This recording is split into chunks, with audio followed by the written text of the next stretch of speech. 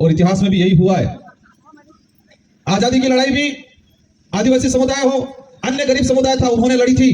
और अंत में जब आजादी की लड़ाई में लाखों बलिदान हो गए, बलिदान होने के बाद अंग्रेजों ने हार मान लिया और उस समय जो शहरों में बाजारों में रहने वाले लोग थे, भीड़ के आगे इकट्ठे हो गए, आगे खड़ा चेहरा दिखा दिया और आज उनका इतिहास पढ़ाया जाता है कि आजादी उन्होंने दिलाई। आपको आंदोलन नहीं करना पड़ेगा, वो विधायक करेगा। आपको यहाँ आवाज नहीं उठानी पड़ेगी, वो विधायक विधानसभा में जाके उठाएगा।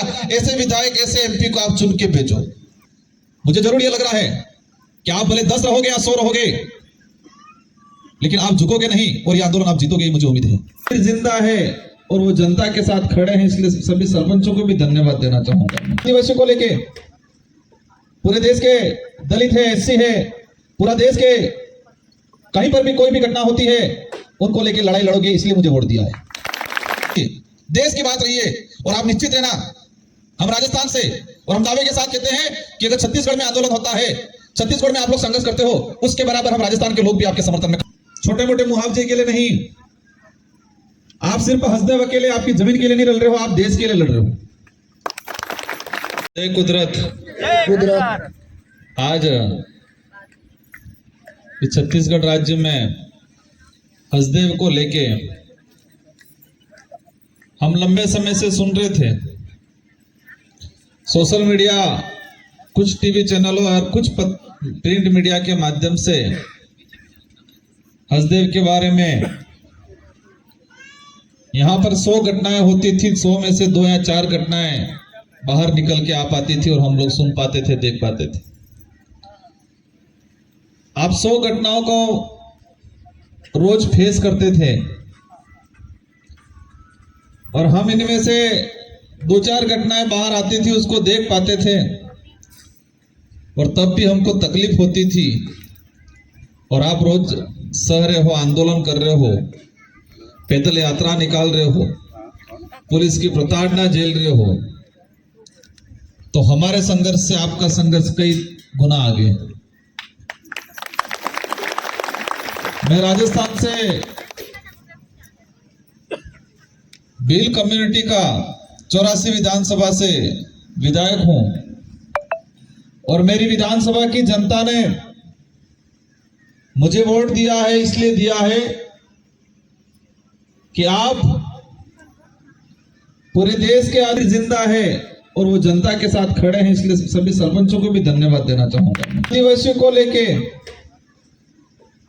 पूरे देश के दलित है, एससी है, पूरा देश के कहीं पर भी कोई भी घटना होती है उनको लेके लड़ाई लड़ोगे, इसलिए मुझे वोट दिया है।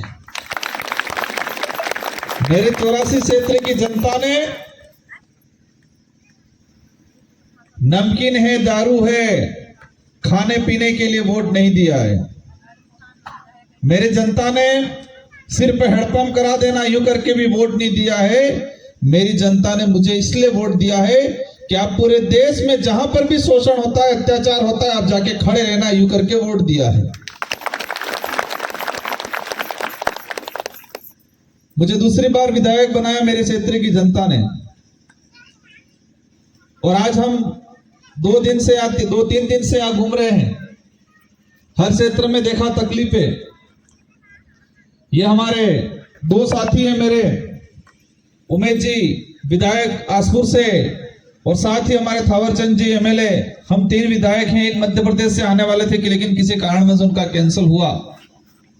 साथ ही मेरे कई साथियों से मैं परिचित नहीं हूं, लेकिन सभी को जो इन आंदोलन का हिस्सा बने हो, जितने जो सामाजिक संगठन के पदाधिकारी हैं, लोकेश्वरी दीदी से भी मेरी बात हुई थी, वो भी पहुंचे। कुछ मीडिया के साथी भी आए।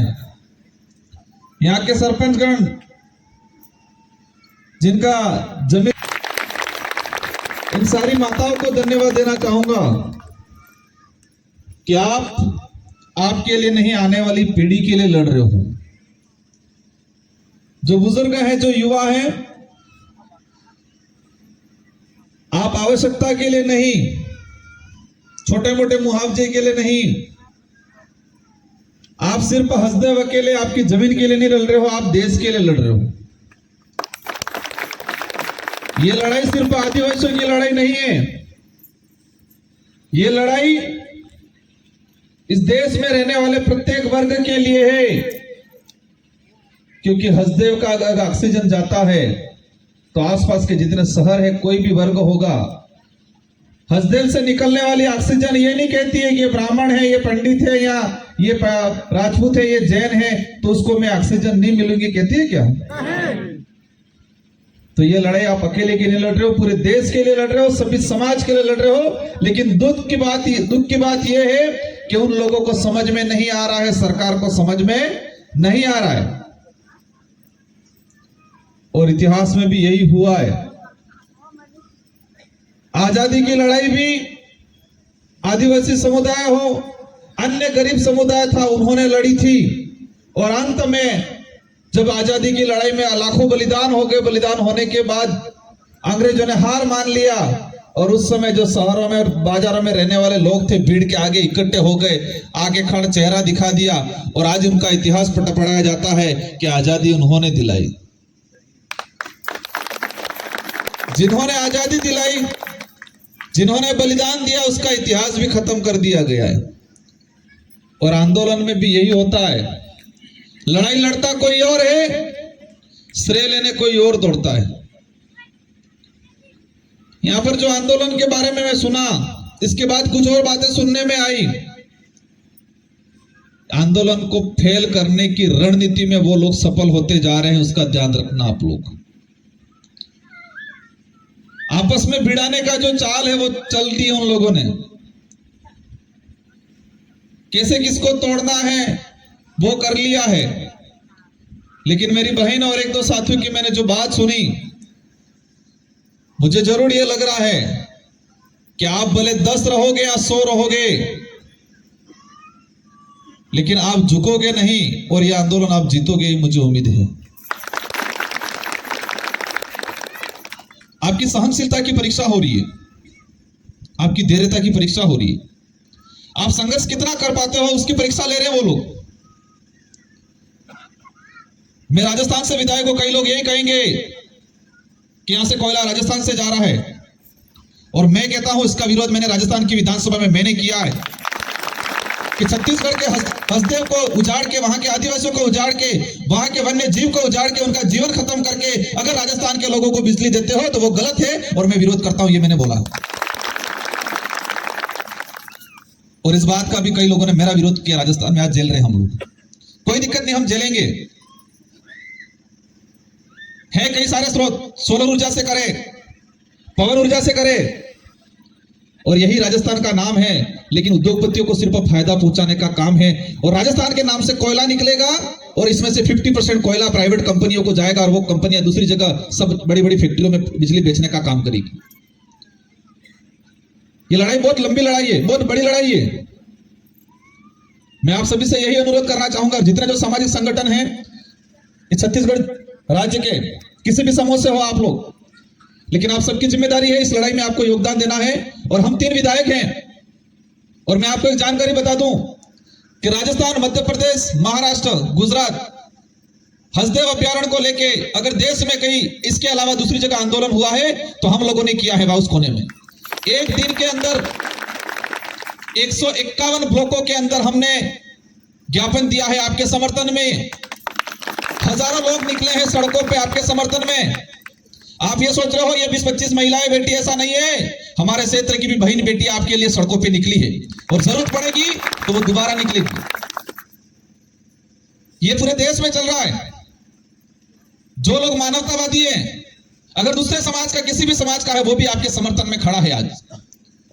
और अवश्य आप डटे रहना, केंद्र बिंदु यहां है, और केंद्र बिंदु कमजोर हो जाएगा तो मजा नहीं आएगा।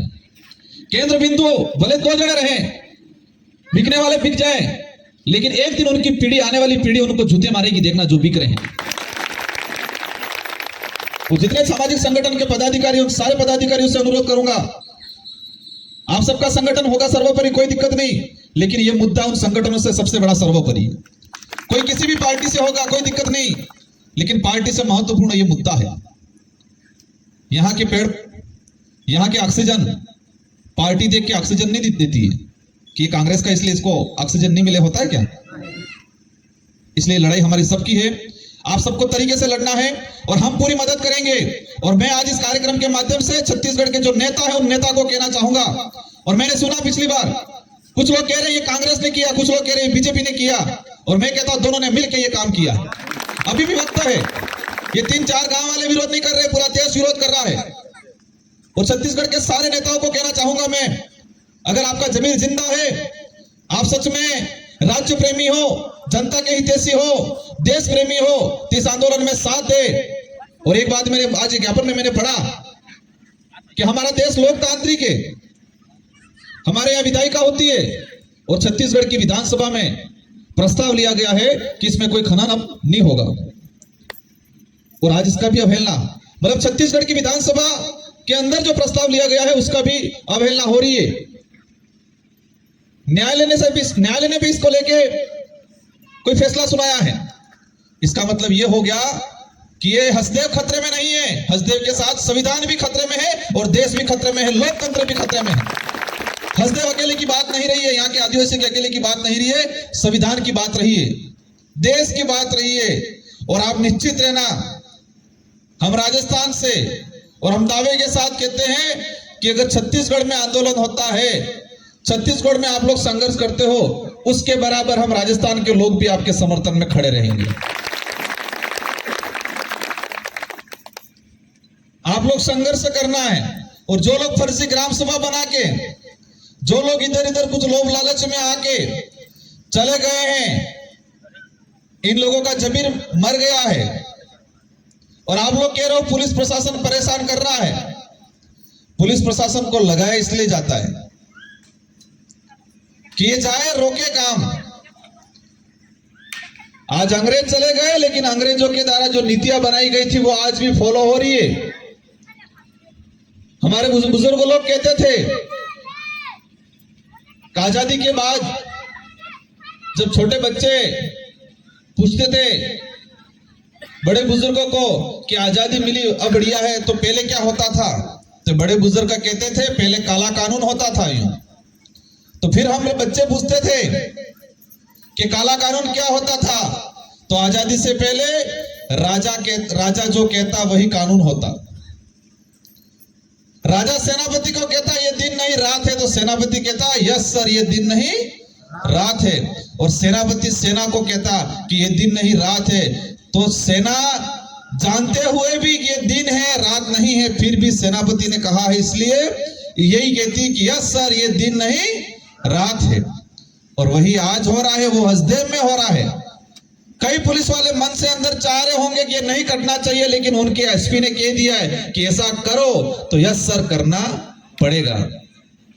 तो अंग्रेजी व्यवस्था में जो चल रहा था हुकुम वाला सिस्टम, ये दिन नहीं रात है, वही काला कानून आज चल रहा है।